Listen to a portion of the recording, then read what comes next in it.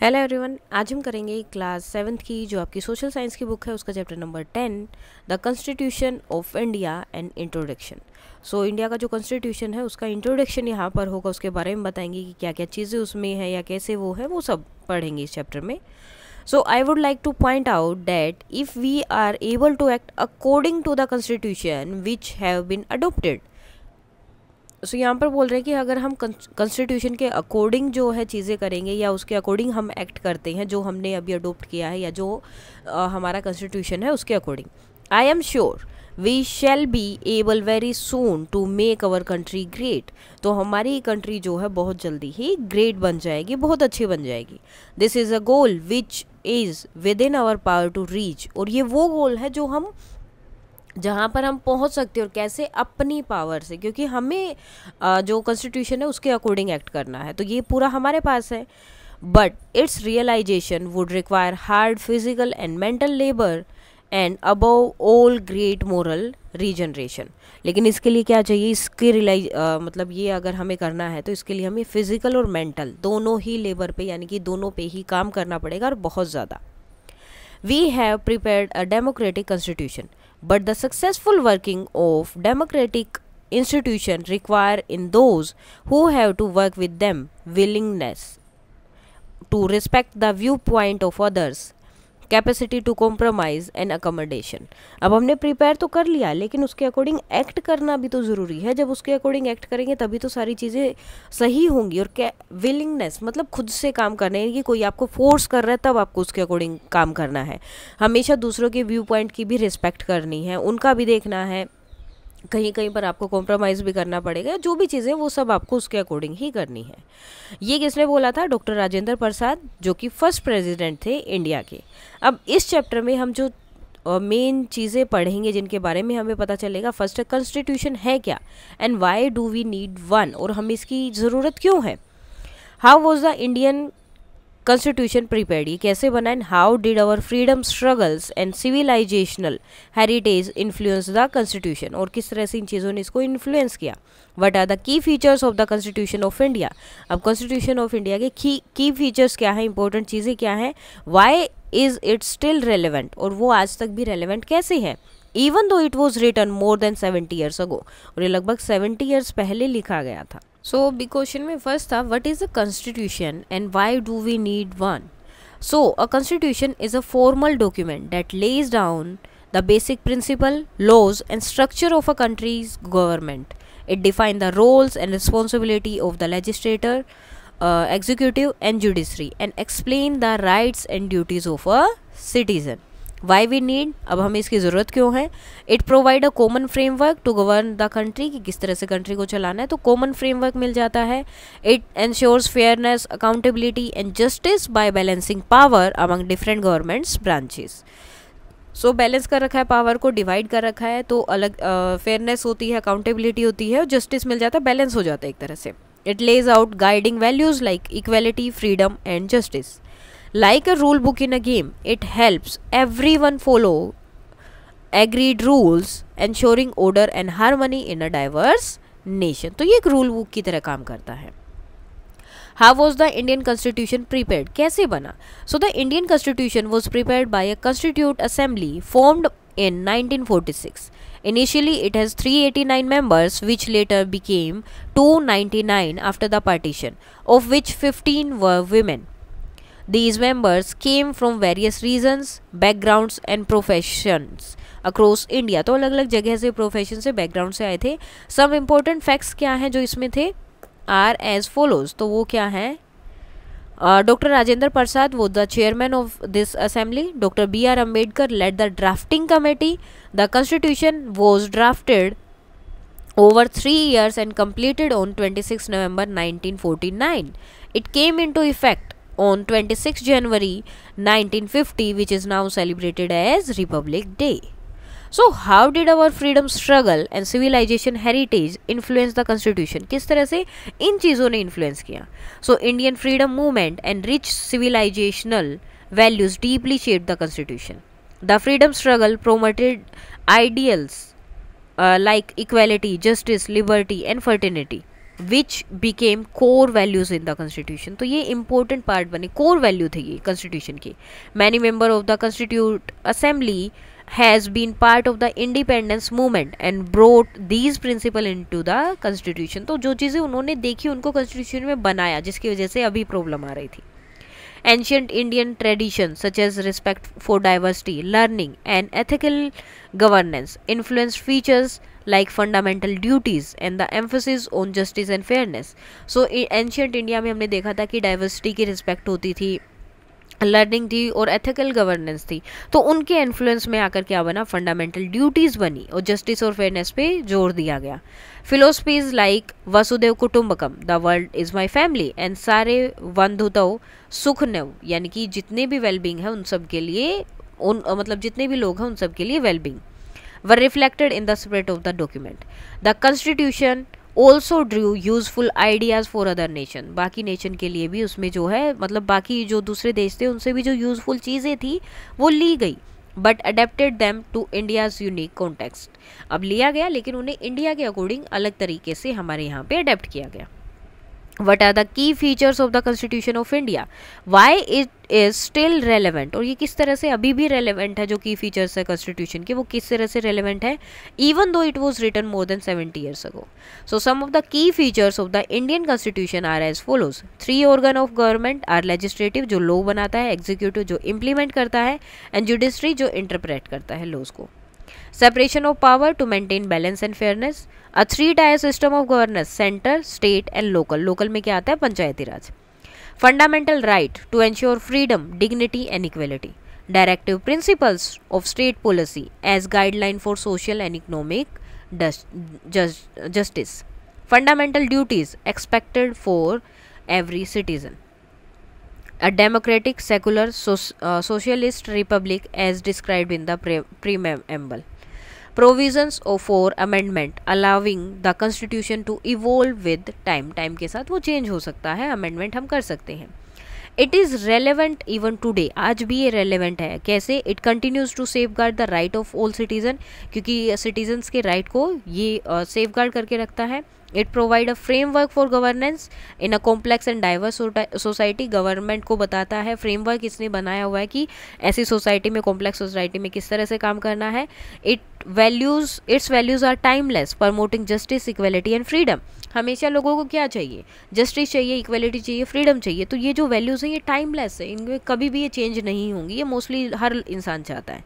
It allows for amendment to adapt to new challenges and societal changes. अब इसमें एक और चीज़ है कि इसमें अमेंडमेंट आप कर सकते हैं, तो जब भी न्यू चैलेंजेस हो या कोई भी ऐसी चीज़ हो तो उसके अकॉर्डिंग आप चेंज कर सकते हैं। The constitution reflect the aspiration of the people and serve as a living document that grows with India. तो कॉन्स्टिट्यूशन क्या दिखाता है? एस्पिरेशन दिखाता है लोगों की, और एक ये लिविंग डॉक्यूमेंट्स है। जैसे जैसे इंडिया ग्रो करेगा इसमें भी हम चेंज करके ये भी साथ में ग्रो करेगा। So it was yet another chilly January morning in Delhi, much like every Republic Day. So ठंड होती है जनवरी के टाइम पे, तो वही था, दिल्ली में बहुत ज़्यादा ठंड थी, और जैसे कि एवरी रिपब्लिक डे पे होती है वैसी। मास voice echoed through the house, तो तभी जो है माँ की आवाज़ आती है, पूरे घर में गूंज जाती है, एको हो जाती है। वेक अप, इट्स टाइम, और you will miss the parade, कि जल्दी से उठ जाओ अदरवाइज जो परेड है वो मिस कर दोगे। पापा ऑलरेडी अप, और पापा जो ऑलरेडी उठ चुके हैं। Switched on the television to Doordarshan and called out Kumar, Niharika, come quickly, the parade has started. और पापा ने टीवी भी चला लिया है और दूरदर्शन उन्होंने लगाया है, तो टीवी चैनल का जो नाम है वो दूरदर्शन उन्होंने लगाया, और जोर से चिल्लाते हैं, चिल्लाकर बुलाते कुमार और निहारिका को कि जल्दी से आओ, परेड स्टार्ट हो गई है। The children jumped out of their warm bed, और बच्चे जो जल्दी से अपना जो गर्म बिस्तर था उससे निकलते हैं। Rushing to sit in front of the television, और जल्दी से, तेजी से, ठीक है, रश करते हुए बहुत जल्दी जल्दी टीवी के सामने बैठ जाते हैं। Eager not to miss even a movement of the Republic Day parade, इतने मतलब उत्साहित थे वो, ईगर थे देखने के लिए कि वो मिस नहीं करना चाहते थे वो रिपब्लिक डे परेड का एक भी movement. The sight of the majestic marching bands, vibrant displays, and the unfurling of the tricolor at Kartavya Path filled the room with pride and excitement. So वो जो है कुछ भी मिस नहीं करना चाहते थे. जो मार्चिंग बैंड्स होंगे, वाइब्रेंट डिस्प्लेज होंगे, अलग अलग चीज़ें देखने को मिलेंगे, और जो हमारे ट्राई कलर को अनफ्लर किया जाएगा, वो सारी चीज़ें वो देखना चाहते थे. और ये सारी चीज़ें देखकर वो जो रूम था जहाँ पर वो लोग बैठे थे, पूरा प्राइड और एक्साइटमेंट उनमें हो गया था. This day carries a deep significance. अब इस दिन का एक बहुत ही इंपॉर्टेंट मीनिंग भी है.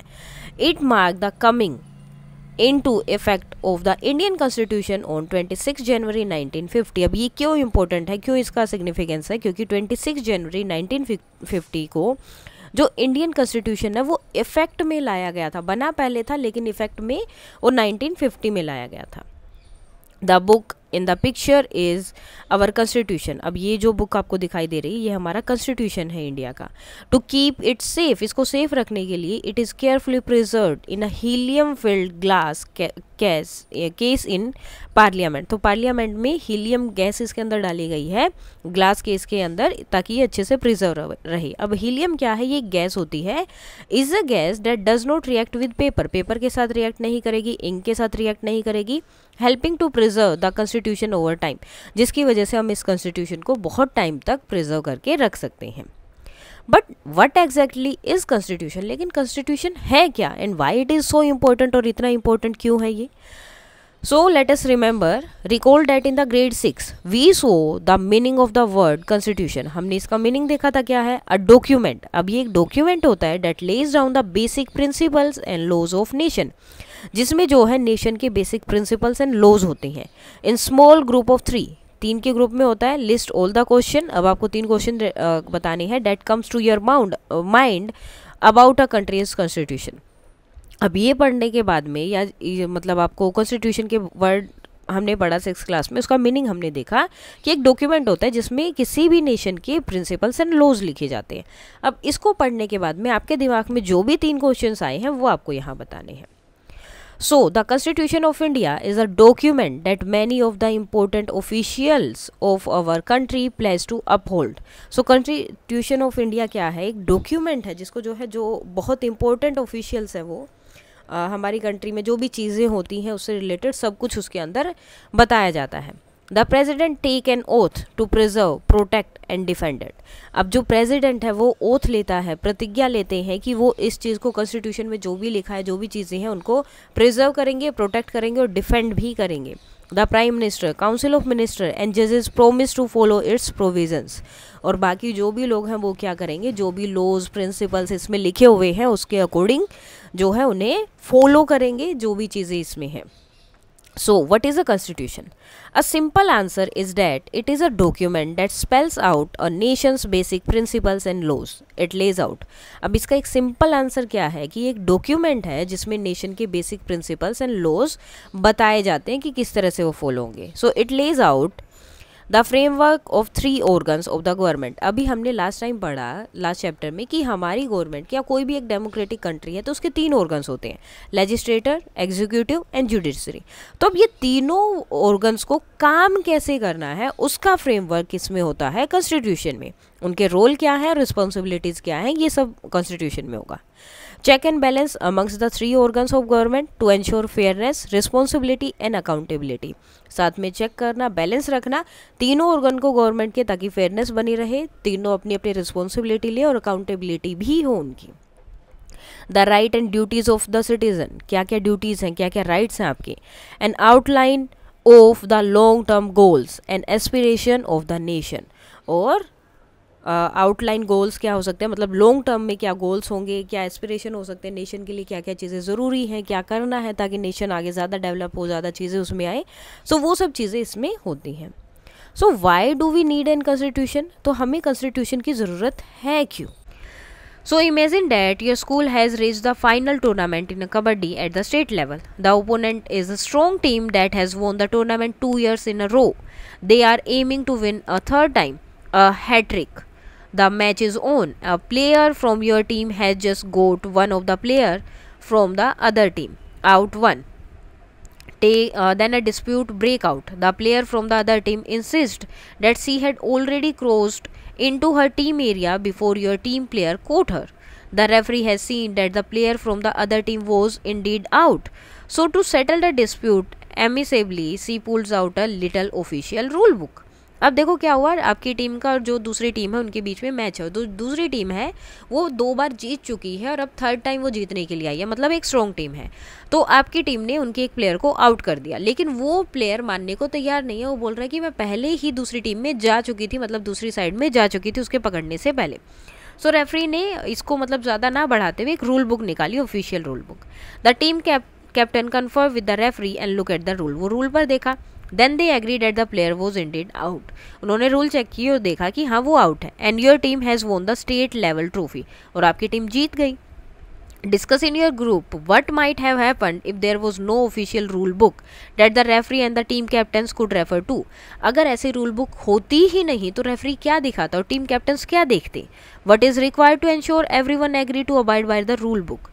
अब रूल बुक को कि सब लोग जो है उसको माने, तो उसके लिए क्या रिक्वायरमेंट होती है। What might happen if team captain did not agree to refer to the rule book at all.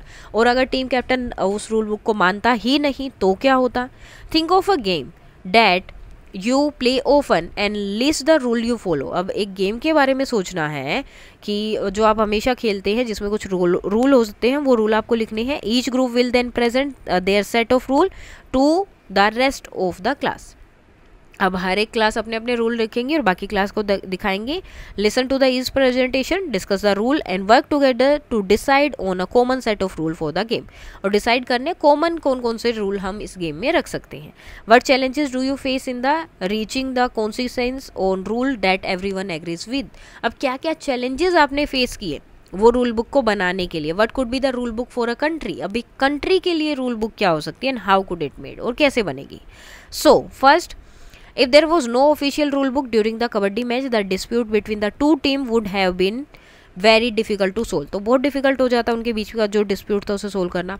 both side would have kept arguing about what happened and the match might have ended in confusion or even a fight। अब दोनों में से कोई भी नहीं मानता, उनके बीच में लड़ाई होती रहती, या तो कन्फ्यूजन में एंड होता या फिर लड़ाई होती। Without clear rule no one would know who was right और रॉन्ग। अगर रूल ही नहीं होते, क्लियर रूल नहीं होते, तो पता ही नहीं चलता कौन गलत है कौन सही। So it is very important to have a rule book that everyone agrees to follow so that the game is fair for all. So ये इंपॉर्टेंट है कि गेम खेलते हुए हमेशा एक रूल बुक होनी चाहिए जिससे पता रहे कि कौन गलत है कौन सही है और गेम अच्छे से खेला जाए। So, to make sure everyone agrees to follow the rule book, all the players and team leaders must respect the rule and the referee। Referee और रूल बुक का दोनों की जो है क्या करना है, सारे प्लेयर और टीम लीडर को रिस्पेक्ट करनी है। Before the game begin, game शुरू होने से पहले the rules should be explain clearly to both the team. दोनों टीम्स को अच्छे से रूल बताने चाहिए, एक्सप्लेन करने चाहिए। If there is disagreement during the match, अगर मैच के टाइम पे डिसएग्रीमेंट है, the referee and team captain should refer to the rule book together. So referee और टीम कैप्टन्स एक साथ रूल बुक को देखेंगे, just like in the kabaddi match, जैसे कबड्डी मैच में हुआ, to make a fair decision. अगर टीम कैप्टन रिफ्यूज कर देता रूल बुक को मानने से, तो आर्ग्यूमेंट माइट नेवर एंड, कभी खत्म ही नहीं होती। The game would not be fair any more, game जो है कभी भी फेयर नहीं होता। And no one would be happy with the result, और कोई भी खुश नहीं होता रिजल्ट से। Player could start cheating and making their own rules, अपने अपने रूल बनाने लग जाते, अपने चीटिंग करना शुरू कर देते। Which could drain the fun and spirit of the ruin आएगा यहाँ पर, which could ruin the fun and spirit of the game, जिसकी वजह से गेम ही पूरा खराब हो जाता। So in any game we play regularly like kho kho, cricket और football, we follow certain rules। For example, in cricket we know how many overs each team plays, कितने ओवर वो खेलेंगे, how a batter gets out, कैसे जो है जो batting कर रहा है वो आउट होगा, और how runs are counted, कैसे वो काउंट होंगे। तो ये सब रूल बने होते हैं already. So when everyone agrees on these rules, तो जब हर एक जो है रूल के लिए एग्री हो जाएंगे, the game became fair and fun, game अच्छा रहेगा, फन होगा for all the player. Sometime it can be hard to agree on rules, especially if some player want to change them. अब कई बार जो है सबका एक ही रूल पे एग्री होना मुश्किल हो जाता है, और किस टाइम पे जब प्लेयर उसको चेंज करना चाहता है। But by listening to each other and discussing calmly we can come to a common set of rules that everyone accept. So common rules set बनाएंगे रूल्स का जो सब एग्री करेंगे। So just like game have rule books, a country also need a rule book। The rule book of a country is called the Constitution। It tells us how to government works, what right people have, and how problems should be solved। It is made with the help of leaders and experts who discuss and write down the rules।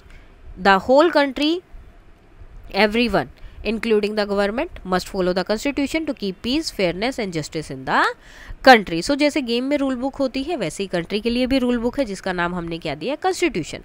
तो उसमें लिखा होता है कि government के क्या क्या काम है, कैसे उन्हें करना है, लोगों के क्या क्या राइट्स हैं, क्या क्या उनकी ड्यूटीज़ हैं, क्या क्या उनके चीज़ें हैं जो उन्हें फॉलो करनी है. ठीक है, ताकि कंट्री में, कॉन्स्टिट्यूशन में मतलब कंट्री में जो है पीस, फेयरनेस और जस्टिस बना रहे. Our constitution is something like a rule book for the country. अब ये कॉन्स्टिट्यूशन क्या है, हमारे लिए एक रूल बुक की तरह है. जैसे स्कूल में या क्लास में कुछ रूल्स होते हैं ना कि ये चीज़ें करनी है, ये नहीं कर रही हैं, उसी तरह हमारे कॉन्स्टिट्यूशन में भी कुछ रूल्स बनाए गए हैं जिसके अकॉर्डिंग हमें काम करना है. तो ये रूल बुक होती है कंट्री की. Just as your textbook has many sections and chapter. जैसे कि आपकी टेक्स्ट बुक में बहुत सारे सेक्शंस होते हैं, चैप्टर है, चैप्टर के अंदर भी बहुत सारे सेक्शंस होते हैं. The constitution of India has 25 parts and 12 schedules. अब कॉन्स्टिट्यूशन इंडिया में भी इसी तरह से 25 पार्ट्स दिए हैं और उसमें 12 शेड्यूल्स हैं. Each part has section within it. हर एक पार्ट में अलग अलग सेक्शंस हैं.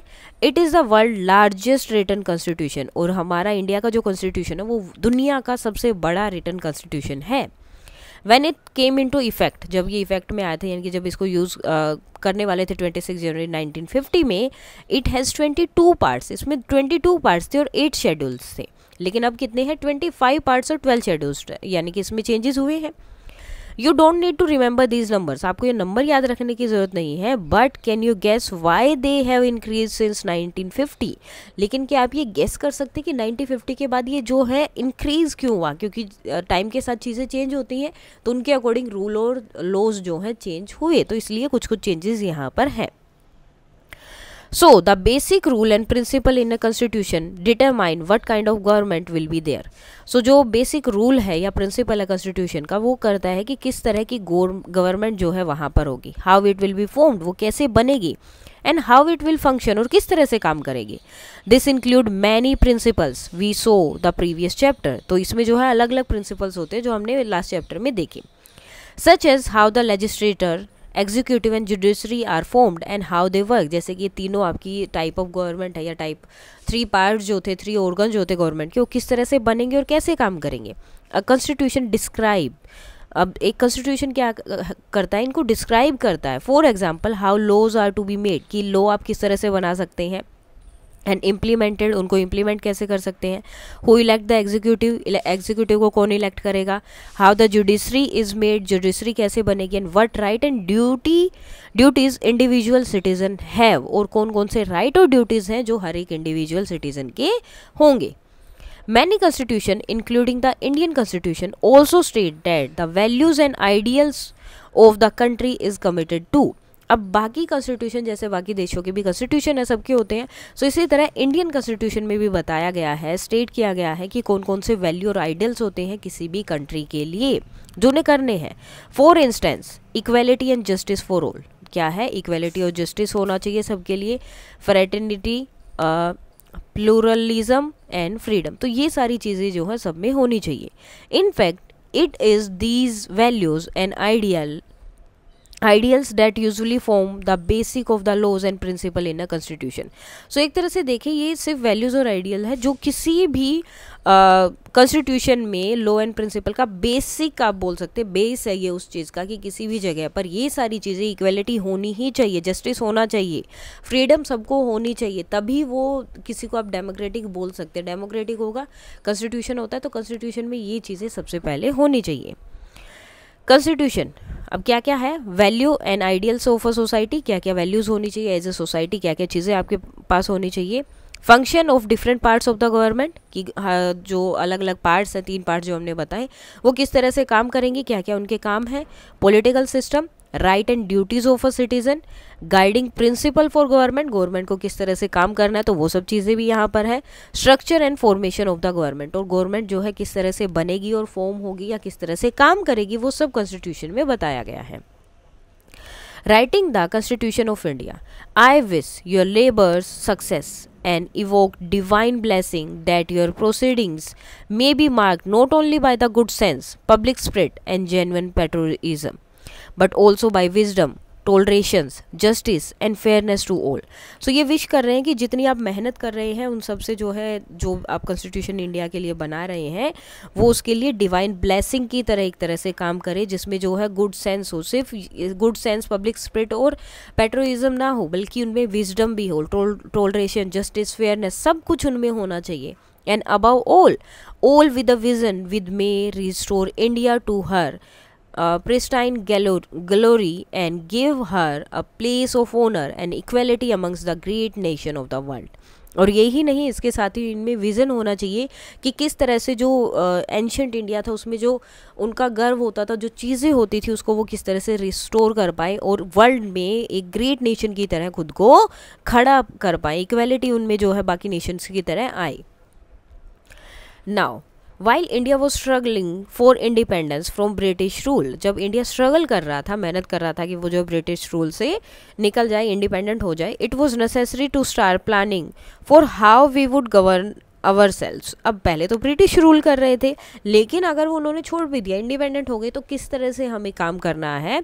तो इसीलिए उसकी प्लानिंग पहले ही शुरू हो गई थी कि अगर ये चले गए तो हमें अपने इंडिया को या अपने देश को किस तरह से सरकार को इसमें चलाना है।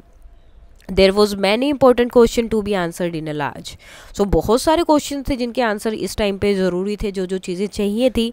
Culturally diverse and complex country like India, अब बहुत अलग अलग चीज़ें हैं इंडिया में, कल्चर जो है बिल्कुल अलग अलग है कुछ लोगों के, या मतलब बहुत डाइवर्स है India.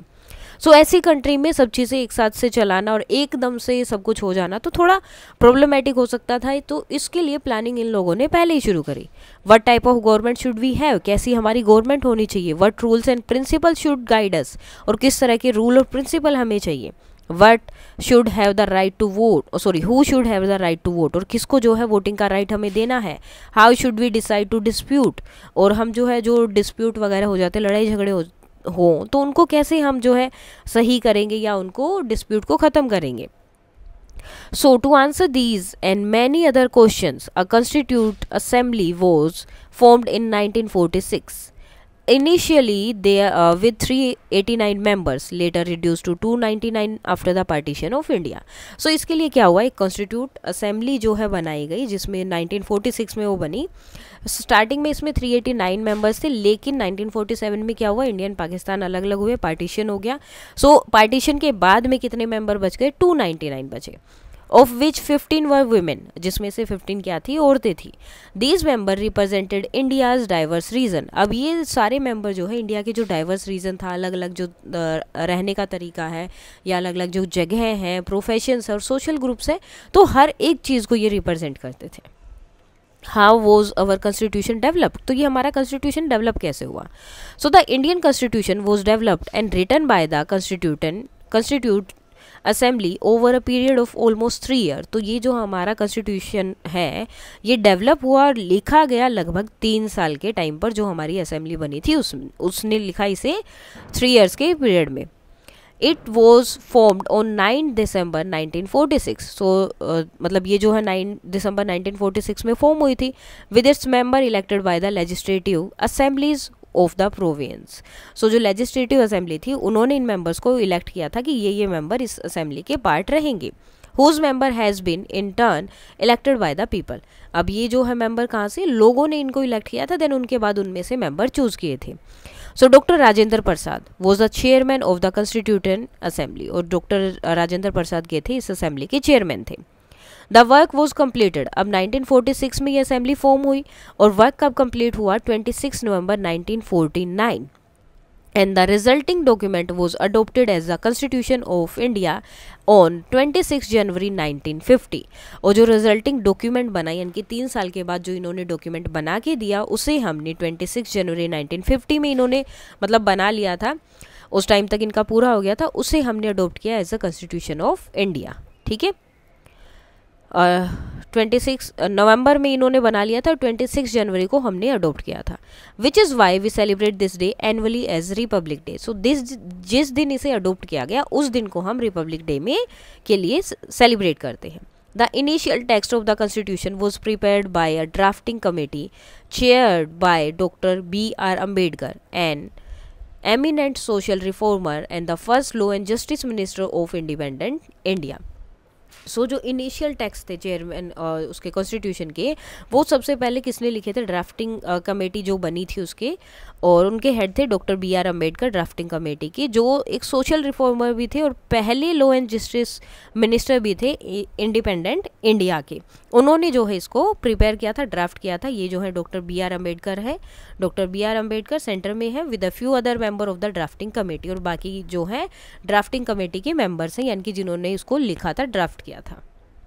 So in small group, try to find out the name of people from your region who may have participated in making of the constitution। हो सकता है कोई ना कोई हो आपके आसपास के एरिया में।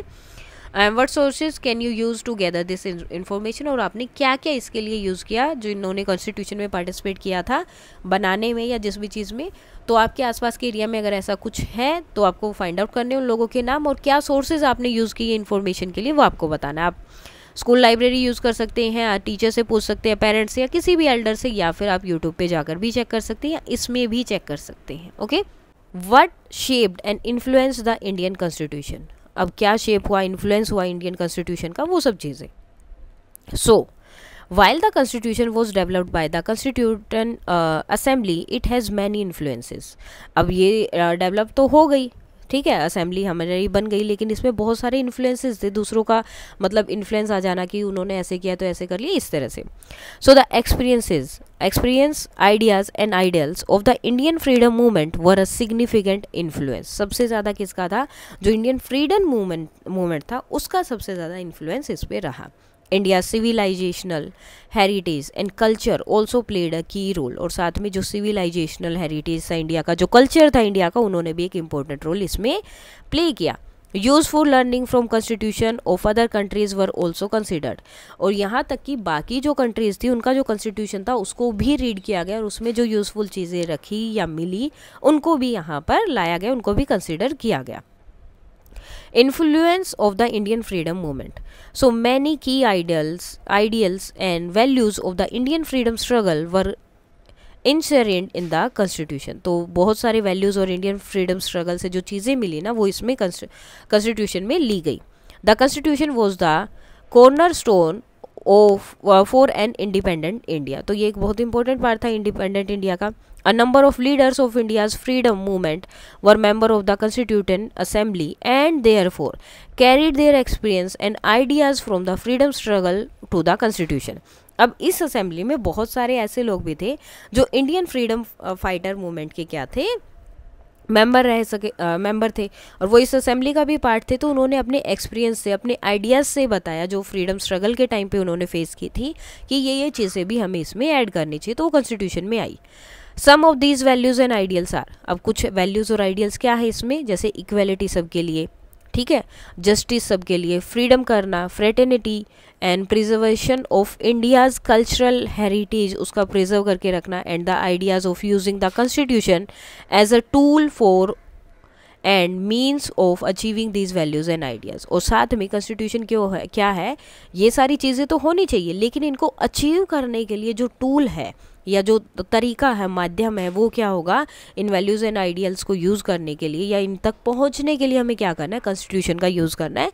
तो उन तक पहुंचने के लिए जो रूल या प्रिंसिपल्स बनाए गए वो सब हमारे कॉन्स्टिट्यूशन में थे। The experience and learnings from the freedom struggle also provided answers to many of the how and what questions। अब जो फ्रीडम स्ट्रगल में जो चीज़ें मिली, एक्सपीरियंस थे उनके, जो लर्निंग उन्हें मिली, सो उनके आंसर के लिए बहुत सारे उनके हाउ एंड व्हाट की, किस तरह से हम इसको कर सकते हैं या कैसे होगा वाले क्वेश्चंस भी यहाँ थे। जैसे कि ये जो देखो इस असेंबली में काम हो रहा है कॉन्स्टिट्यूशन के लिए। Now how do we make sure that every adult citizen has a right to vote. तो किस तरह से हम ये चेक करें कि हर एक को जो है राइट मिले वोटिंग का। How do we ensure that the power of the executive, legislator and judiciary are kept separate. इनको किस तरह से अलग रखा जाएगा। तो इस तरह के क्वेश्चंस पूछे गए ताकि ईजिली हर एक चीज़ के लिए, मतलब जो भी उन्होंने स्ट्रगल फेस किया था या जो चीज़ें उन्होंने सीखी थी फ्रीडम के टाइम पे, फ्रीडम का जो स्ट्रगल चल रहा था उनका, उस टाइम पे जो चीज़ें सीखी, तो उन सब के लिए कि ये हमें प्रॉब्लम आई थी तो ये प्रॉब्लम हमारे इंडिपेंडेंट इंडिया में ना आए, तो उसके लिए उन्होंने बहुत सारे क्वेश्चंस डाले। How do we guarantee that every individual fundamental rights are respected, कि हर एक इंडिविजुअल के फंडामेंटल राइट को रिस्पेक्ट किया जाएगा. What should be the process if we want to amend the constitution, अगर हम इसमें कुछ चेंज करना हो, अमेंड करना हो, तो हम क्या करेंगे. What should be the relation between the central and state government, क्या क्या जो है सेंट्रल और स्टेट गवर्नमेंट में रिलेशनशिप होना चाहिए, इस तरह से. So we will get glimpse of how all these have been structured in the constitution later in this chapter. So ये सब चीज़ें हम आगे देखेंगे कि किस तरह से इन सारे क्वेश्चंस के आंसर किए गए, या इन सब को किस तरह से स्ट्रक्चर किया गया, इन सब क्वेश्चंस को लेकर इनके आंसर के साथ जो है कॉन्स्टिट्यूशन जो है कैसे फॉर्म किया गया, स्ट्रक्चर किया गया. So India's civilizational heritage and history. So in the chapter on unity in diversity and many in one, in grade 6 we studied what makes India one country and the underlying unity that embodies the diversity.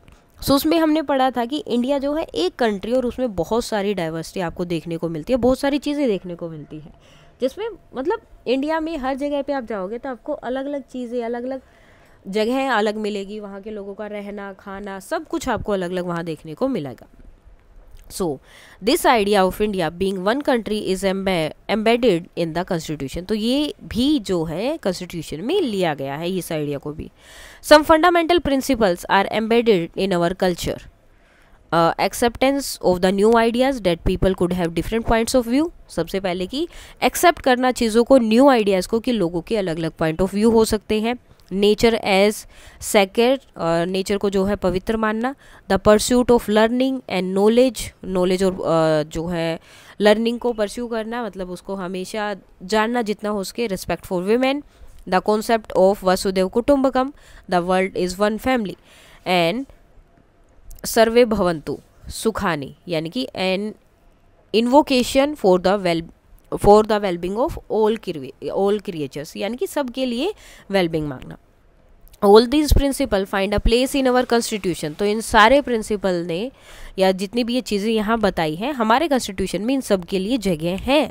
दो you might find them expressed in a little differently, लेकिन इनको express करने का तरीका थोड़ा सा अलग है, मतलब वो अलग लैंग्वेज में लिखा गया. लेकिन इन सारी चीज़ें, क्योंकि हमारे कल्चर में ये है, इंडिया में ये हमेशा डाइवर्सिटी रही है, हर चीज़ को एक्सेप्ट किया गया. आप किसी और तरीके से, आप किसी और चीज़ को मानते हैं, या किसी और तरह का खाना खा रहे हैं, आपका पॉइंट ऑफ व्यू किसी चीज़ में अलग है, तो हर चीज़ को यहाँ रिस्पेक्ट किया जाता है. फ्रीडम ऑफ स्पीच है, आप जो चाहें अपने अकॉर्डिंग जैसा आपको फील हो रहा है आप बता सकते हैं.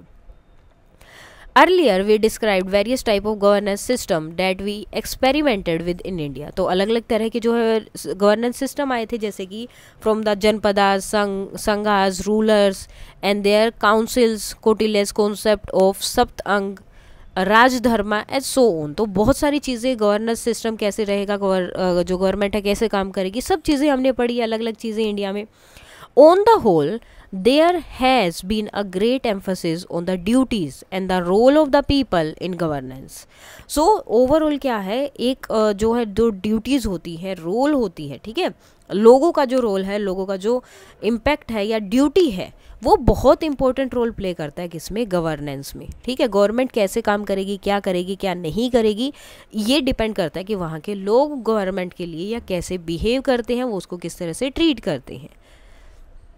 It was therefore quite natural that the constitution makers would incorporate these ideas of our civilizational heritage into our constitution.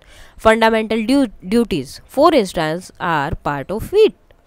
सो ये जो है क्वाइट नेचुरल था कि जो हमारे कॉन्स्टिट्यूशनल मेकर थे, जो कॉन्स्टिट्यूशन बना रहे थे, वो इन चीज़ों को भी, आइडियाज़ को भी, हमारे सिविलाइजेशन हेरिटेज से जो चीज़ें बनेगी उनका उन्होंने क्या किया, फंडामेंटल ड्यूटीज़ अलॉट की, कि हर एक इंसान की कुछ ना कुछ ड्यूटीज़ रहेंगी जो उन्हें परफॉर्म करनी है, जिसमें उन्हें पार्टिसिपेट करना ही करना है. Learning from across the world, और पूरी दुनिया से उन्होंने देखा, हर एक मतलब जहाँ पे कॉन्स्टिट्यूशन था वहाँ से उन्होंने लिया, जो अच्छी चीज़ें वहाँ लिखी मिली वो उन्होंने ले ली.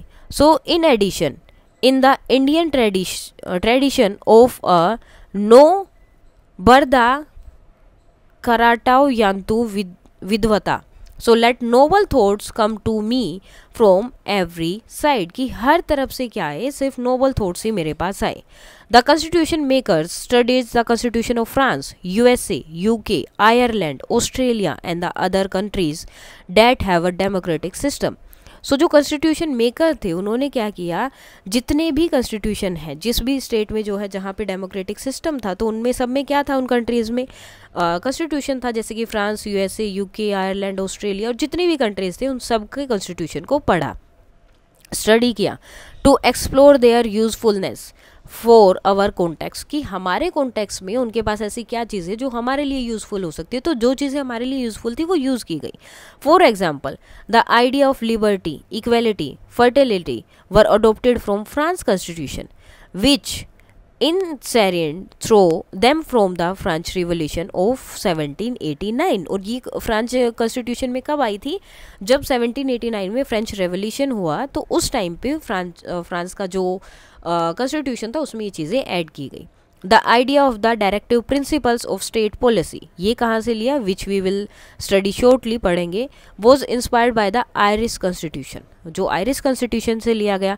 And the American constitution helped shape the concept of an independence judiciary. और अमेरिकन कॉन्स्टिट्यूशन से पता चला कि हम जुडिशरी को क्या कर सकते हैं, इंडिपेंडेंट रख सकते हैं, अलग रख सकते हैं. So the declaration of the right of man and of the citizen, ठीक है, अब ये जो है डिक्लेरेशन है किसका, which focused on equality, liberty and justice for all, was formulated during the 1789 French revolution. तो फ्रेंच रेवोल्यूशन के बाद में ये बना था यहाँ पर. It help the spread of such ideals in many parts of the world. और इसके बाद में दुनिया में बहुत सारे जगह पर जो है ये बहुत ही इंपॉर्टेंट पार्ट इसने प्ले किया, बहुत सारे लोगों ने इसको अपनाया. मैनी कॉन्स्टिट्यूशंस अडोप्टेड और adapted its values and principle, बहुत सारे, including the French one, French वाले में बहुत सारे लोगों ने या बहुत सारी कंट्रीज ने इसको अपना लिया या अपनाने वाले थे या जैसे भी था. Some illustration in the constitution of India, a scene from an ancient gurukul, पहले जो गुरुकुल होते थे वो. Scene from the Ramayana, Rama conquest of Lanka and recovery of Sita.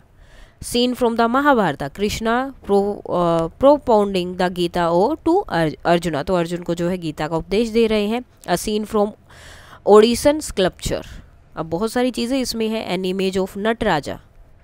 Scene from a Mahabalipuram bas relief, Bhagiratha's penance and the descendant of Ganga. Now scene with Akbar and Mughal architectures. Scene depicting of Nalanda, one of India's ancient India, ठीक है, ancient university में जो नालंदा है India की सबसे पुरानी university बोली जाती है. सो ये सब चीज़ें उसमें थी. की फीचर्स क्या है कॉन्स्टिट्यूशन ऑफ इंडिया के. So before we get acquainted with the main features of the constitution, अब मेन फीचर्स पे जाने से पहले चलो एक बार रिवाइज कर लेते हैं कि चैप्टर्स जो ग्रेड 6 थी उसमें हमने कौन से देखे. First of all, there are 3 organs of the government: legislative, executive, judiciary, and the separation of power is essential for its effective working. The legislative make the law. Legislator क्या करते हैं, law बनाते हैं. The law is implemented by the executive, which is headed by the prime minister. Executive उसे क्या करेंगे, implement करेंगे. Judiciary क्या करेगी, इंश्योर करेगी that all the laws made are in accordance with the constitution. और जुडिशरी चेक करेगी कि जो लॉ बने हैं वो सही से कॉन्स्टिट्यूशन के अकॉर्डिंग है या नहीं है. It also decide whether a law has been broken and what punishment is necessary. और वो साथ में ये भी चेक करते कि लॉ टूटा तो नहीं है, अगर टूट गया है, किसी ने उसे मिसयूज़ किया है, तो उसके लिए क्या पनिशमेंट है. We have a 3 tier system of government, central, state and local, जिसे हम पंचायती राज बोलते हैं, गाँव में जो होता है वो. Some function and responsibility are reserved for the central government and other are assigned to the state government. कुछ फंक्शन और रिस्पॉन्सिबिलिटी होती है जो सिर्फ सेंट्रल गवर्नमेंट ही कर सकती है, और कुछ जो है ऐसे हैं जो स्टेट के लिए स्टेट गवर्नमेंट उन्हें कर सकती है, असाइन कर सकती है. So the constitution addresses these points comprehensively. It clearly defines the role, function, responsibilities and accountabilities measures for each organ of government. So जो कॉन्स्टिट्यूशन है वो एड्रेस करता है हर एक पॉइंट को, अच्छे से बताता है, पूरा उसको एक्सप्लेन करके बताया गया, समझाया गया है. सो ये क्लियरली डिफाइन करता है रोल क्या है, फंक्शन क्या है, रिस्पॉन्सिबिलिटी क्या है, अकाउंटेबिलिटी क्या है, हर एक ऑर्गन का क्या क्या पार्ट है, सब उसमें क्लियरली मेंशन है. The electoral system has been laid down to ensure that every eligible citizen of the country is enabled to vote। और जो इलेक्शन का सिस्टम है उसमें भी यही होता है कि जो भी एलिजिबल कैंडिडेट है या सिटीजन है वो वोटिंग कर सकते हैं उस कंट्री के। Other core aspects of the constitution are the fundamental duties, fundamental rights and the directive principles of the state policy। और दूसरे जो मतलब इम्पोर्टेंट एस्पेक्ट्स आप बोल सकते हैं कॉन्स्टिट्यूशन के, वो क्या है, फंडामेंटल ड्यूटीज़ क्या हैं, फंडामेंटल राइट्स और डायरेक्टिव प्रिंसिपल्स क्या है। So the infographic provides us with example of a few of the fundamental duties and rights। तो यहाँ पर जो है कुछ fundamental rights and duties हमें बताई है जो कि फिगर 10.14 में है, which are listed in full in the beginning of all NCERT books। और ये आपको कहाँ मिलेंगी, आपकी ये बुक है ना, इसके बिल्कुल स्टार्टिंग में देखेंगे तो वहाँ पर आपकी fundamental duties and rights दी हुई है, आप वहाँ से भी चेक कर सकते हैं। The directive principle of state policy DPSP as they are popularly called, तो इन्हें DPSP मोस्टली बोला जाता है, represent the essence of the social and economic vision that the framers of the constitution had for India. Framers जो थे, framer जो है उनका विजन क्या था। अब इसमें क्या है, प्रिंसिपल ऑफ स्टेट पॉलिसी, ये रिप्रेजेंट करता है कि जिन्होंने कॉन्स्टिट्यूशन बनाया था, जो फ्रेमर्स थे, जिन्होंने फ्रेम किया था, उनका विजन क्या था कि इंडिया जो है कुछ टाइम के बाद उसका सोशल एंड इकोनॉमिक कहाँ पर पहुँच जाएंगे, वो सारी चीज़ें हैं। The example we present in infographic illustrate the principle they wanted to governance to follow।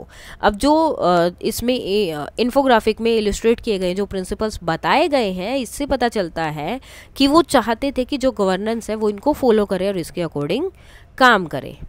Now directive principles are goals that the government should try to achieve. अब डायरेक्टिव प्रिंसिपल्स वो गोल्स हैं जो भी गवर्नमेंट है उसे achieve करने according to constitution के according जो डायरेक्टिव प्रिंसिपल्स हैं वो गवर्नमेंट का काम है कि वो उन्हें अचीव करे, वो उनके लिए गोल की तरह काम करेंगे।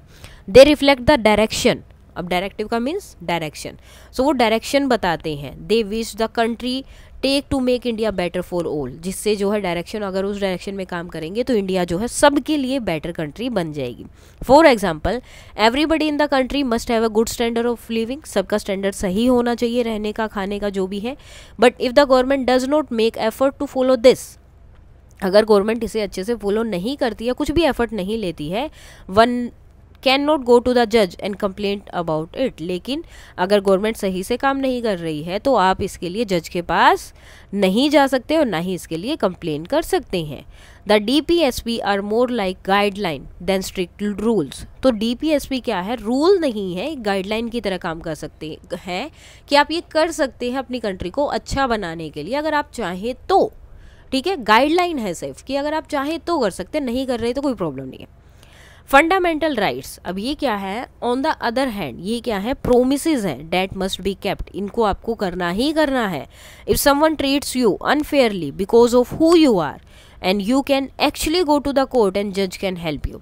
अगर कोई जो है आपको इस तरह से ट्रीट कर रहा है अनफेयरली कि आपका किसी भी वजह से, ठीक है, आपके लुक को वजह से या आपकी फिगर या किसी भी वजह से अगर आपको अनफेयरली ट्रीट किया जा रहा है तो इस चीज़ के लिए आप जो है कोर्ट में जा सकते हैं और जज आपकी इसमें हेल्प करेंगे। So the people who wrote our constitution created this system on the purpose. अब जो इन्होंने कॉन्स्टिट्यूशन बनाया, उन्होंने ये जो लिखा पूरा वो एक पर्पस से लिखा था, उन्हें पता था क्या है क्या नहीं है।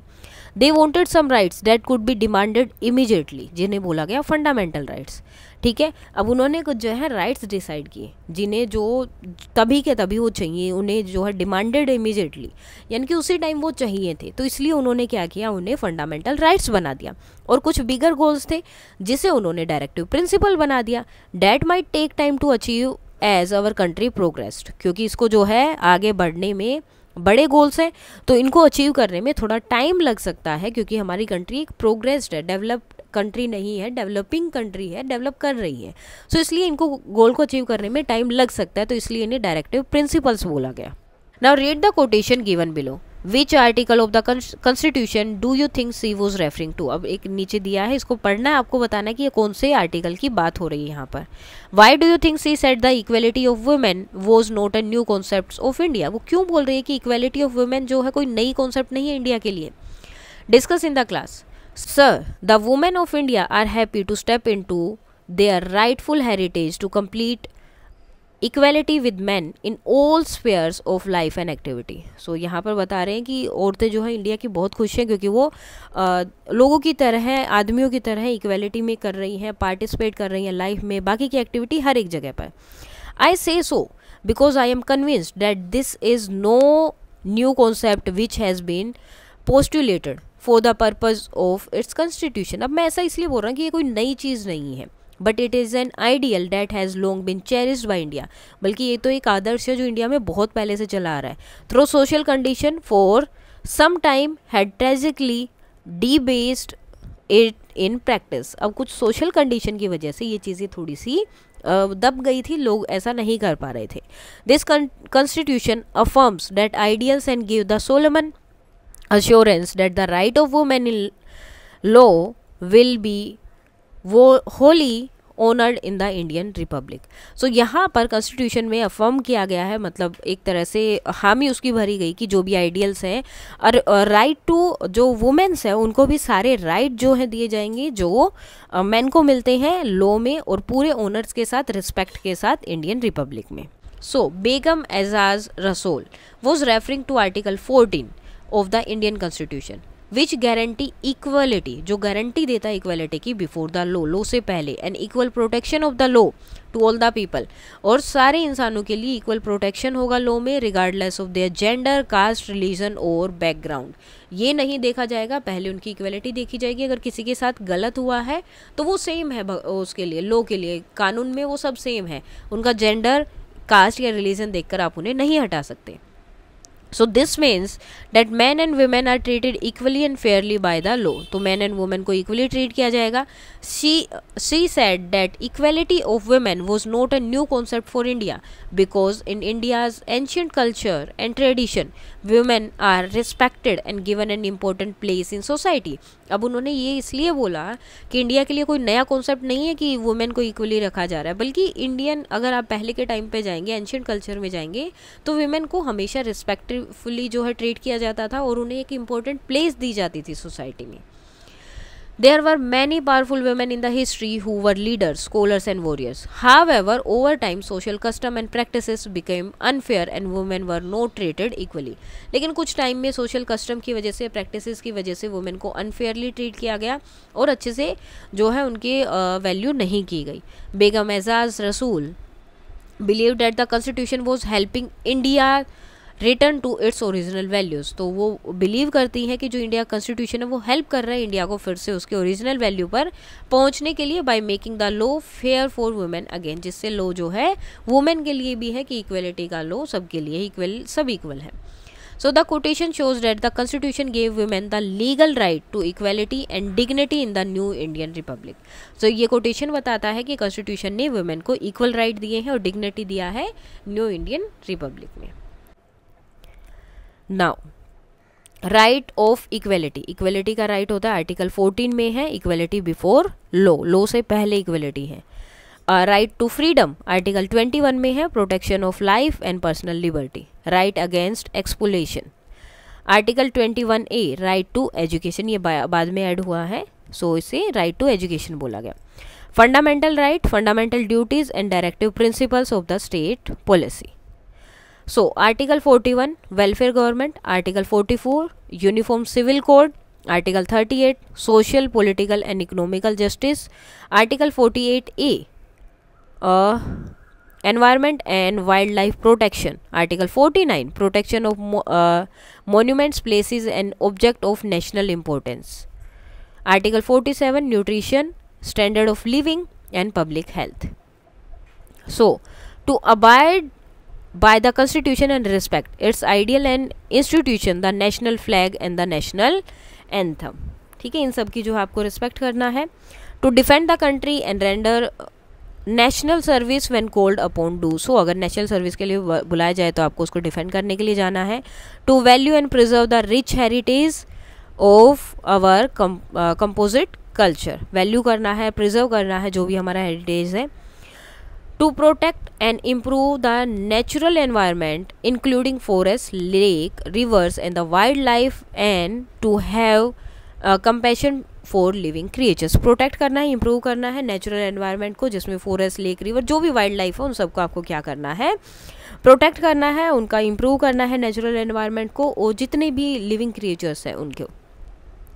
To strive towards excellence in all sphere of individual and collective activities, so that the nation constantly rise to higher level to endeavor and achievements.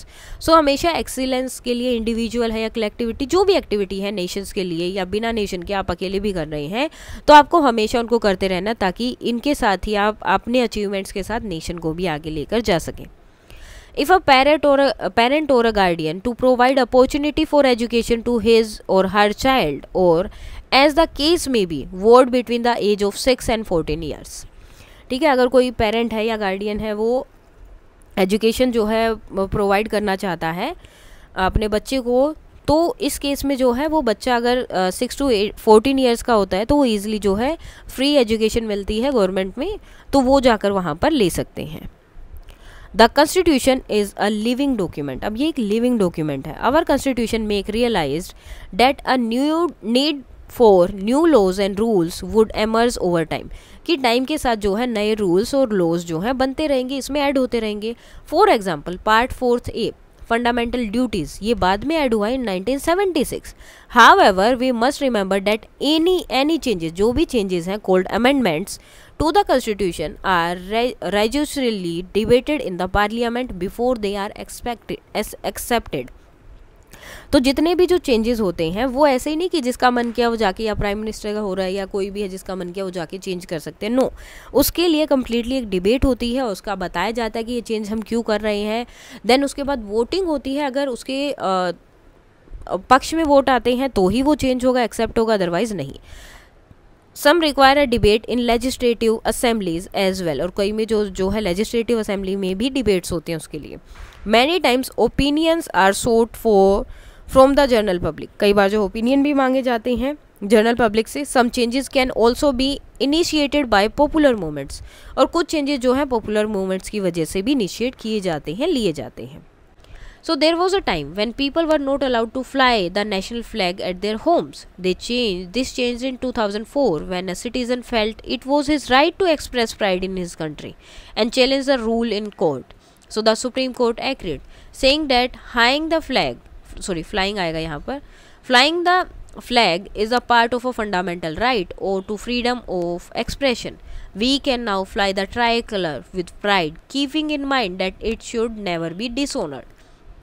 सो 2004 से पहले जो है हम फ्लाई नहीं कर सकते नेशनल फ्लैग को अपने घर में, क्योंकि वो जो है मतलब नहीं किया जाता था, जो भी लॉ था। तो 2004 में क्या हुआ, एक सिटीज़न थे जिन्होंने कोर्ट में गए और बोले कि मैं जो है अपनी कंट्री पे प्राइड करता हूँ, तो मैं उसका फ्लैग जो है क्यों जो है फ्लाई नहीं कर सकता अपने घर पे। तो सुप्रीम कोर्ट ने बोला कि आपका फंडामेंटल राइट है, आप इसे एक्सप्रेस कर सकते हैं, आपका फ्रीडम ऑफ एक्सप्रेशन है, तो आप जो है बिना किसी प्रॉब्लम के इसे फ्लाई कर सकते हैं। So earlier citizen were not allowed to fly the national flag at their homes as it was not considered a private right, क्योंकि इसे प्राइवेट राइट नहीं माना जाता था। So in 2004 a citizen challenge is restriction in the Supreme Court, arguing that expression pride in one's country by flying the flag is a fundamental right under the freedom of expression article 19 of the constitution, कि ये fundamental right है freedom of expression में article 19 में, कि हम जो है अपने एक्सप्रेशन को जो है किसी भी तरह से एक्सप्रेस कर सकते हैं। The Supreme Court agreed and ruled that hosting the Indian flag is a part of a right of freedom of speech and expression। तो सुप्रीम कोर्ट ने एग्री किया, उन्होंने बोला कि ये पार्ट ऑफ राइट है freedom and speech of expression का ही, and but provided it is done with respect and dignity और रिस्पेक्ट के साथ इसे जो है आपको फ्लाई करना है, होस्ट करना है। Since then every Indian citizen has the right to fly the tricolour but must follow the flag code of India to avoid dishonouring it. लेकिन फ्लैग कोड को हमेशा याद करना है, कभी भी डिसऑनरिंग नहीं करना है फ्लैग का। We studied the Panchayati Raj system in grade 6। This was not a part of the original constitution, it was integrated in it in 1992 with the 73rd amendment constitution amendment act. ठीक है, तो ये 73rd जो है कॉन्स्टिट्यूशन अमेंडमेंट था, changes था जो हुआ था, उसके बाद पंचायती राज जो है कॉन्स्टिट्यूशन में आया था। So the Panchayati Raj was not part of the original constitution. It was officially added in 1992 through the 73rd Constitution Amendment Act. This amendment introduced a three-tier system of local governance: Gram Panchayat, Panchayat Samiti and Jila Parishad. Reservation of seats for women and SC/ST. Regular election, powers and responsibility defined for local self government. तो सबके लिए define किया गया था responsibilities, power, सब कुछ. It helped decentralize power and promote grassroots democracy in India. इससे क्या हुआ, पावर जो है डिसेंट्रलाइज हो गई और ग्रास रूट जहाँ से ज़्यादा ज़रूरी है डेमोक्रेसी में वहाँ से डेवलप होने लगा, प्रमोट होने लगा. Can you find out the amendment made by the constitution in the past 10 years? Here are a few notable constitution.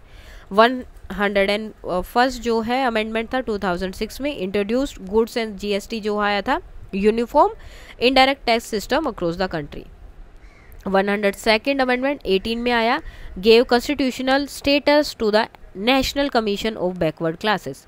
103 जो है 2019 में, provided 10% reservation for economic weaker section EWS in the education and government job. 104 2020 में, remove Anglo Indian reserve seat in Lok Sabha and state assemblies. 105 जो आया 2021 में, restored state government power of identify and maintaining their own list of OBC. So the government also create opportunity for people to provide feedback on proposed law or changes in rules. So government जो है कई बार opportunity भी देती है लोगों के लिए कि फीडबैक दे उन लॉ के लिए, या जो भी लॉ चेंज करने वाले हैं तो उनके लिए जो अगर लोगों को लग रहा है सही है नहीं है तो अपनी जो है ओपिनियन उसमें दे सकते हैं. See the highlighted portion of the next page. So the Indian Constitution is not just a legal document but also a work of art. अब ये सिर्फ एक लीगल डॉक्यूमेंट नहीं है बल्कि वर्क ऑफ आर्ट है. Calligrapher Prem Behari Narayan Raizada wrote its text by hand. उन्होंने हाथ से लिखा है. While Nandalal Bose and his team illustrated its pages with scene from Indian history from Mohenjodaro to the freedom movements. तो उन्होंने सब चीज़ें अपने हाथों से लिखी हैं, कुछ ने वहाँ पे उनको बताया है. अब ये देखो यहाँ पर inviting comments on the draft amendment of the Aadhaar authentication for good governance rule 2020. तो यहाँ पर जो है गवर्नमेंट ने बनाया है, feedback is invited from the public on these draft amendments. Submission will not be attribute to the individual publicly and will be held in ये क्या judiciary capacity, I don't know what is it, to enable the person submitted the feedback provide the some freely. So यहाँ पर देखो government ने मांगा है कि आप अपना फीडबैक दे सकते हैं कि हम ये चेंज करने वाले हैं लॉ में. अगर इससे रिलेटेड आपका कोई ओपिनियन है तो आप वहाँ पर बता सकते हैं. टाइम वगैरह सब दिया है. Understanding the preamble, the guiding value of the Constitution of India. So the Constitution's core value are the guiding principle for policies and decision making, which the government is expected to follow. अब constitution का main value या main चीज़ क्या है कि वो guide करता है किस तरह से गवर्नमेंट को काम करना है, कौन कौन सी चीज़ें गवर्नमेंट को फॉलो करनी है, क्या पॉलिसीज लेनी है, क्या डिसीजन मेकिंग करनी है, कैसे करनी है. सो इसका मेन काम वही है. Citizens are also expected to practice them to the best of their ability. और जो सिटीजन के फंडामेंटल राइट्स हैं उनका भी काम है कि वो उन सबको अच्छे से फॉलो करें. These guiding values are present across the constitution. अब ये गाइडिंग वैल्यू जो है पूरे कॉन्स्टिट्यूशन में बताई गई है, but their essence is written in the preamble. लेकिन इनका एसेंस जो है प्रीएम्बल में लिखा गया है. So let us study the preamble which is fitting end to this chapter. तो अब ये प्रीएम्बल है आपका जो लिखा गया है. So preamble of the Indian constitution.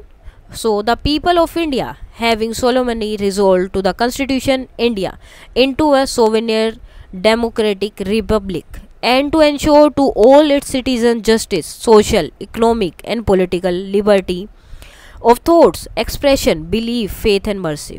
ठीक है. अब देखो ये जो चीज़ें यहाँ पर बड़ी करके की गई हैं यही आपके रूल्स हैं या चीज़ें हैं. Equality of status and of opportunity and to promote among them all. Fraternity, assuring the dignity of the individual and unity of the nation. In our Constituent Assembly, this 26th day of November 1949, do hereby adopt, enact and give to ourselves this Constitution. अब है क्या क्या ये? We, the people of India. So the Constitution has been drawn and drawn up and enacted by the people through their representative and not handed down to them by a king or any outside power, यानी कि लोगों ने लिखा है, India के लोगों ने, किसी बाहर से कहीं को से कुछ नहीं आया. सोवेनियर, the people have supreme right to make decision on internal as well as external matter. So लोग ही सुप्रीम पावर है, सुप्रीम राइट है उनके पास, जो इंटरनल और एक्सटर्नल मैटर पर डिसीजन ले सकते हैं.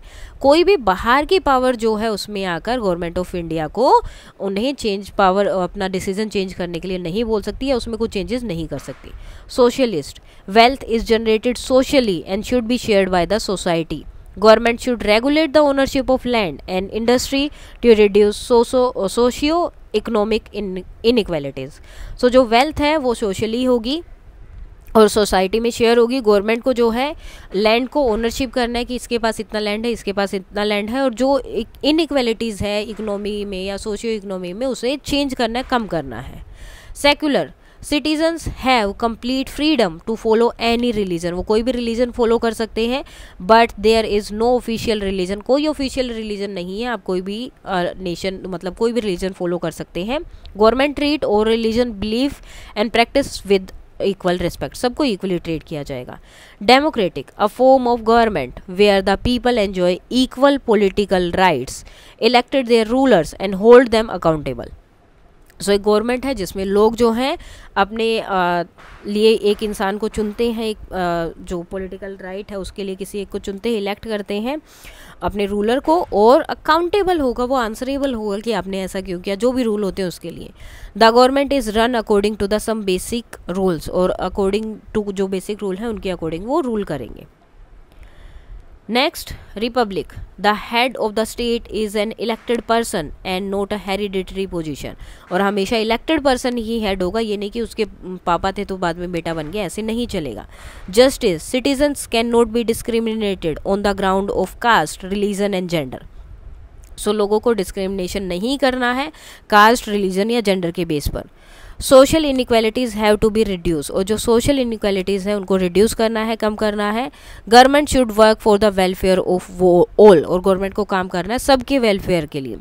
Specially of less advantages group, खासकर उन ग्रुप के लिए थोड़ा ज़्यादा काम करना है उनके वेलफेयर के लिए जिनको एडवांटेज आज तक नहीं मिला, जिन्हें हमेशा ही एक्सप्लॉइट किया गया है काम की वजह से. Liberty, there are no unreasonable restriction on the citizen in what they think, how they wish to express their thoughts and the way they wish to follow up their thoughts in action. So लोगों को आप किसी तरह से restrict नहीं कर सकते कि वो क्या सोचेंगे, कैसे अपनी चीज़ें एक्सप्रेस करेंगे, कैसे अपनी थॉट एक्सप्रेस करेंगे. वो जैसे चाहें अपनी चीज़ें कर सकते हैं, जो उन्होंने विश किया है, जो उन्होंने थॉट है उसको सोचा है उसको एक्शन में लेकर आ सकते हैं. Equality, all are equal before the law, law के सामने सब इक्वल हैं. The social inequalities have to be ended, और जो कास्ट के बेस पर इनइक्वालिटीज़ हैं उसे ख़त्म करना है.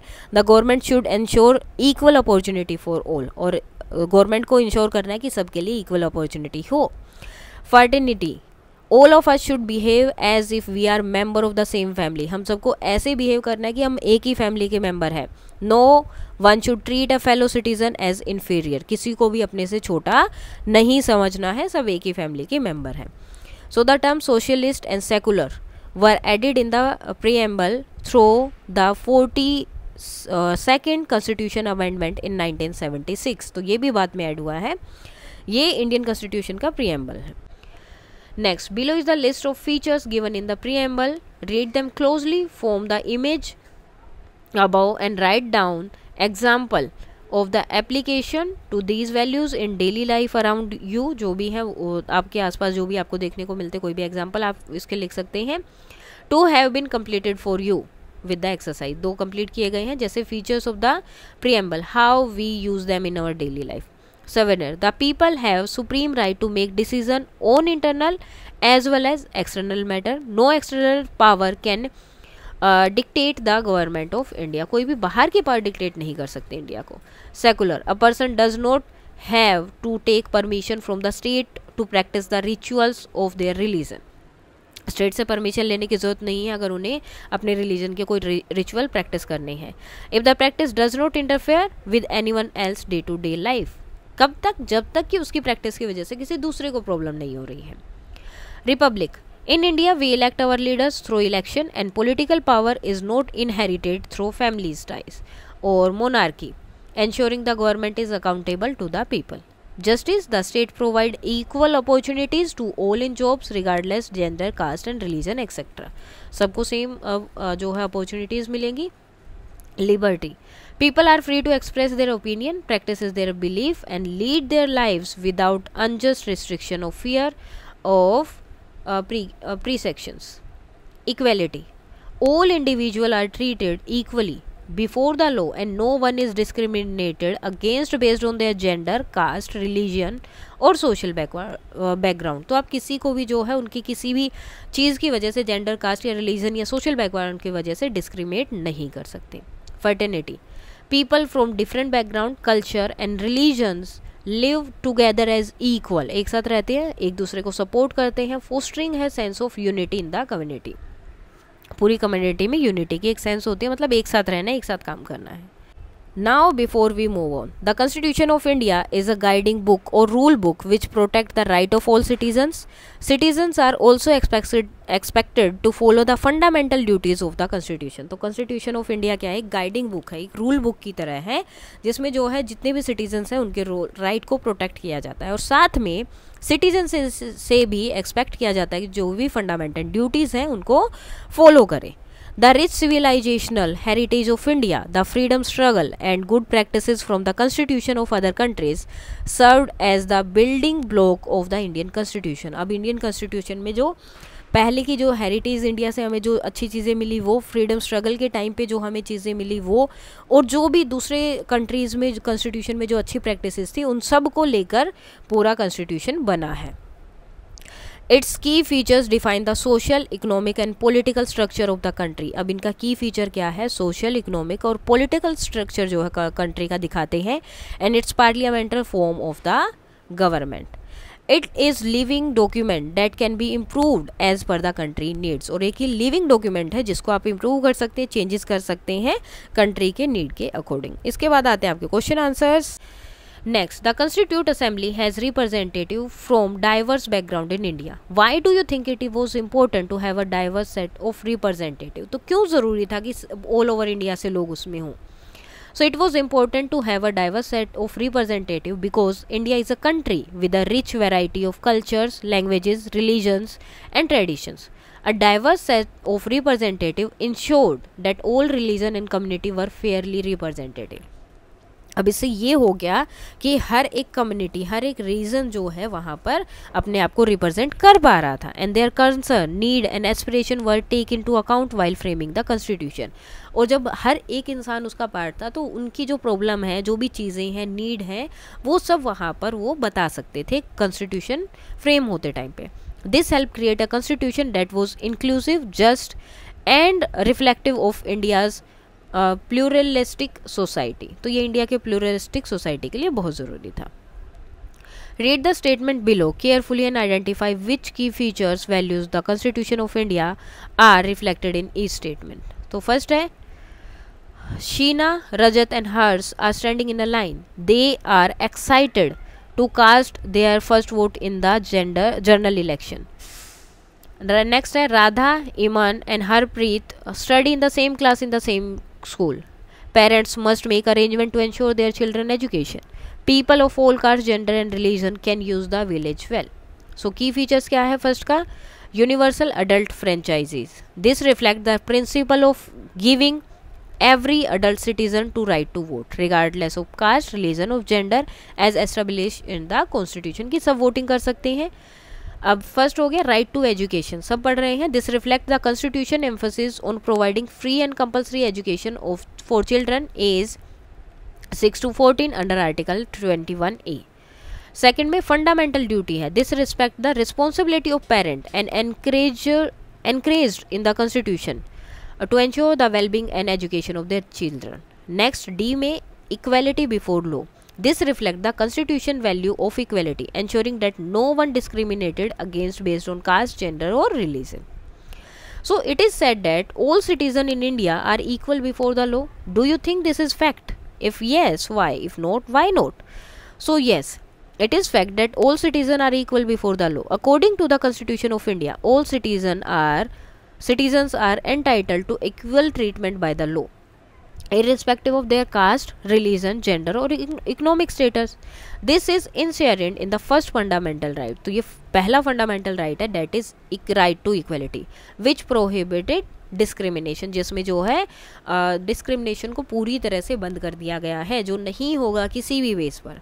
However, in practice, disparities such as economic inequalities, social bias and discrimination still persist. कुछ कुछ जगह पर है which can affect how equality is experienced by different group in society. जहाँ पर ये अफेक्ट करता है कि इक्वलिटी को अलग अलग तरह से या एक्सपीरियंस जो है अलग अलग ग्रुप में, अलग अलग सोसाइटी में अलग अलग तरीके से होता है. This issue highlighted the gap between the legal equality and social equality. So ये गैप क्रिएट करता है लीगल और सोशल इक्वलिटी में, suggesting that while the law provide for equality, जो लॉ है इक्वलिटी के लिए, real life challenges remain in its full implementation. So real life में अब क्या है, हमारे पास लॉ तो है लेकिन उसको पूरा इम्प्लीमेंट करने में अभी बहुत सारे चैलेंजेस हैं. You have learned that India is only country that provide universal adult franchises to its citizens from the beginning. Can you explain why India did it? So India introduced universal adult franchises to ensure that every citizen, regardless of their social status, gender or educational background, could have an equal voice in the political process. This decision was influenced by the ideals of the freedom struggle, which aimed by dismantling colonial structure that excluded large section of the population from decision making. तो उन्होंने क्या किया था, बहुत सारे बहुत बड़े population को, बहुत बड़ा नंबर ऑफ पॉपुलेशन को एक्सक्लूड कर दिया था, उनसे वो जो है क्या वोटिंग नहीं करवाते थे, सिर्फ कुछ लोगों का जो जिनके पास पावर है उनसे ही वोटिंग होती थी. So by guaranteeing voting rights to all citizen, India embraced democracy in its truest form, promoting equality and political empowerment for every adult citizen. तो जब ग्रांट किया इंडिया ने, इसको माना, मतलब अपने कॉन्स्टिट्यूशन में लिया, सो डेमोक्रेसी को इसके फुल फॉर्म में उन्होंने अडोप्ट किया था, इक्वलिटी को प्रमोट किया और पॉलिटिकल एम्पावरमेंट भी आया, हर एक सिटीजन अब उसमें पार्टिसिपेट कर सकता था. How did the freedom struggle inspire the making of the constitution of India. तो फ्रीडम स्ट्रगल किस तरह से इंस्पायर कर रहा है इंडिया के कॉन्स्टिट्यूशन बनाने में. How did India civilizational heritage inspire some of the key features in the constitution of India. So किस तरह से जो है कुछ की फीचर्स हैं कॉन्स्टिट्यूशन ऑफ इंडिया के जो यहाँ पर बताए हैं, क्या क्या हैं वो.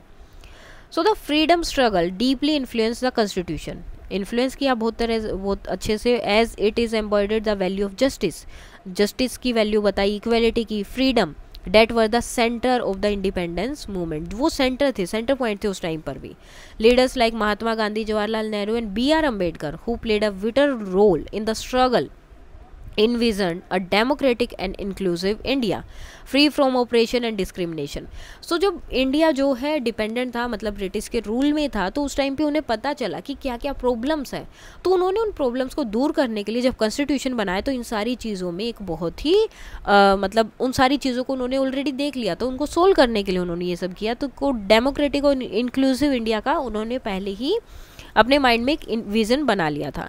India civilizational heritage also influenced by the constitution bye emphasising values like non violence, tolerance, respect for diversity and social bye promoting secularism, justice and respect for individual rights, all of which are rooted in India long history of philosophical and ethical thoughts. और India का जो civilisational heritage है, यानी कि जो पहले था, उसमें भी ये सारी चीज़ें थी. तो कॉन्स्टिट्यूशन इससे भी इन्फ्लुएंस हुआ. नॉन वायलेंस था, टॉलरेंस था, रिस्पेक्ट थी डाइवर्सिटी के लिए, जिसको जैसे करना है, सब अपना सोशल जो है, मतलब जो चीज़ें उन्हें प्रमोट करनी है वो कर सकते थे. जस्टिस था, इंडिविजुअल राइट के लिए रिस्पेक्ट थी. सो वो सब इंडिया की हिस्ट्री में ऑलरेडी थी, तो उनका भी इन्फ्लुएंस ऑलरेडी हमारे कॉन्स्टिट्यूशन पे दिखा. Do you think we as a society have achieve all the ideals of the constitution. क्या हमने सब कुछ अचीव कर लिया? अगर नहीं, what can we each do as a citizen to move our country closer to these ideals. तो और क्या कर सकते हैं हम इनको पाने के लिए. So while India has made significant progress towards achieving the ideals of the constitution, challenges remain in the areas such as gender equality, economic disparity, caste discrimination and protection of the marginalized communities. तो बहुत सारी चीज़ें हैं जो अभी भी चल रही हैं जिनकी वजह से मतलब और भी चेंजेस हम कर सकते हैं, कुछ कुछ किए हैं, लेकिन और भी बहुत सारी चीज़ों में हमें चैलेंजेस फेस करने पड़ रहे हैं जिनके लिए हमें बहुत सारी चीज़ें करनी पड़ेंगी। So as a citizen we can contribute by being aware of our rights and duties. हम अपनी राइट्स एंड ड्यूटी के लिए अवेयर रह सकते हैं, पार्टिसिपेट कर सकते हैं डेमोक्रेटिक प्रोसेस में, and working towards creating a more inclusive and equitable society. और एक ज़्यादा इंक्लूसिव और इक्विटेबल सोसाइटी यानी कि जिसमें सबको इक्वली ट्रीट किया जाए वैसे सोसाइटी हम बना सकते हैं। Additionally we should promote education, respect diversity and engage in peaceful dialogue to address issues of inequality and injustice. हम एजुकेशन को प्रमोट कर सकते हैं, डाइवर्सिटी की रिस्पेक्ट कर सकते हैं, साथ में जब भी हम इनइक्वालिटी और इनजस्टिस की बात करें तो इनमें जो है हम ज़्यादा उत्तेजित ना होकर, लड़ाई उसमें ना जाकर, अच्छे से पीसफुली हम इन चीज़ों को लोगों को बताएं तो वो ज़्यादा सही है। Now read the clue carefully to solve the crossword on the next page and uncover. तो क्रॉसवर्ड को आपको सोल्व करना है। The branch of government that makes laws, तो कौन कौन सी ब्रांच है? लेजिस्लेटिव है फर्स्ट में, 7th वाले में फंडामेंटल ड्यूटीज़ है, supreme court, republic, amendment. So यहाँ पर आपका फर्स्ट रहेगा constituent assembly, preamble, constitution, helium और फंडामेंटल राइट्स। ठीक है, तो डाउन वाले के आपके आंसर यहाँ नीचे हैं, फर्स्ट कॉन्स्टिट्यूशन असेंबली, और इसके आंसर आपके यहाँ पर है। सो इसके साथ ही आपका ये चैप्टर हो जाता है कंप्लीट। कोई डाउट है तो आप बता सकते हैं। That's all for today and please like, share and subscribe. Thank you.